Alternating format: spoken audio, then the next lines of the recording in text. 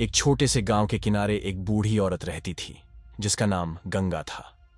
उसकी उम्र का असर उसके चेहरे पर झुर्रियों के रूप में दिखता था, लेकिन उसकी आंखों में एक अजीब सी चमक थी। वो अकेली रहती थी क्योंकि उसके अपने सभी बच्चे बड़े शहरों में चले गए थे। गंगा दादी गांव के बच्चों के लिए एक जादुई शख्सियत थी जो कहानियां सुनाती और जीवन के गुर सिखाती थी। गांव में एक छोटा लड़का था, नाम था मोहन। मोहन का सपना था कि वह एक बड़ा चित्रकार बने, लेकिन गरीबी और गांव के हालातों ने उसकी सोच को सीमित कर रखा था। लोग उसका मजाक उड़ाते थे, कहते थे, गांव का एक गरीब बच्चा क्या बड़ा चित्रकार बनेगा। मोहन उदास रहने लगा। एक दिन मोहन गंगा दादी के पास आया। वो चुपचाप उनके आंगन में बैठा था। उसके चेहरे पर उदासी थी। गंगा दादी ने उसकी तरफ देखा और पूछा, क्या बात है बेटा, आज तुम्हारी आंखों की चमक कहां खो गई। मोहन ने सिर झुकाकर कहा, दादी, सब लोग कहते हैं कि मैं कभी कुछ बड़ा नहीं कर पाऊंगा। मेरे पास न साधन है न ही कोई रास्ता। गंगा दादी मुस्कुराईं और अपनी छड़ी का सहारा लेकर धीरे से खड़ी हुई।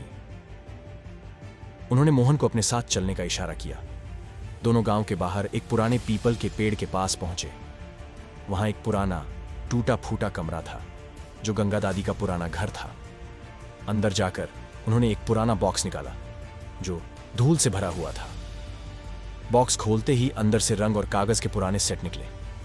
गंगा दादी ने कहा, बेटा, जब मैं तुम्हारी उम्र की थी तब मेरा सपना था कि मैं भी एक बड़ी चित्रकार बनूं, लेकिन जिंदगी ने मुझे कहीं और मोड़ दिया।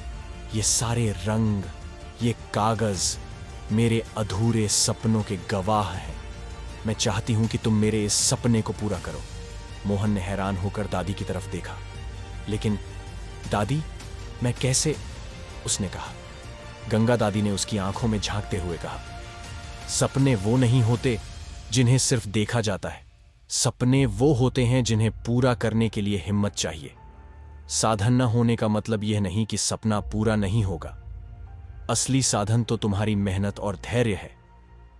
दादी की बातों ने मोहन के दिल में एक नई ऊर्जा भर दी। उसने वो रंग और कागज संभाल लिए और रोज अपने सपने पर काम करने लगा। धीरे धीरे उसकी मेहनत रंग लाई। पहले गांव में लोग उसके बनाए चित्रों की तारीफ करने लगे और फिर उसकी कला की चर्चा शहर तक पहुंच गई। कुछ सालों बाद मोहन एक नामी चित्रकार बन गया। जिस दिन उसकी पहली प्रदर्शनी शहर में लगी, उसने गंगा दादी को एक खास मेहमान के तौर पर बुलाया। प्रदर्शनी में लोगों की भीड़ थी और मोहन का नाम सबकी जुबान पर था, लेकिन मोहन की आंखें बस एक शख्स को ढूंढ रही थी, गंगा दादी। गंगा दादी ने मोहन के सर पर हाथ फेरते हुए कहा, तुमने साबित कर दिया कि सपना वही पूरा करता है जो खुद पर विश्वास रखता है। मोहन ने आंखों में आंसू लिए कहा, नहीं दादी, यह सपना आपका था। आपने मुझे दिखाया कि जब तक हमारे अंदर हौसला और मेहनत है, कोई भी सपना छोटा नहीं होता।